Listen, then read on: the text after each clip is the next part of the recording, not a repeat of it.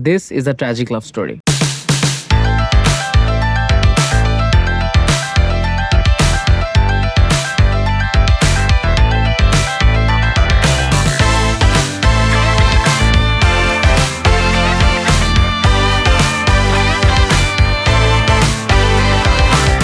মুঘল আমলে একটা সেনাপতি ছিল যার নাম ছিল আগা বাকর and he fell in love with দরবারের নর্তকী খানি বেগম। বাট তখনকার এক উজিরের ছেলে জয়নাল খান ইউজ টু লাভ খানি বেগম অ্যাজ ওয়েল। বাট সে শুধু ওনার দেহ চাইতো, মন চাইতো না।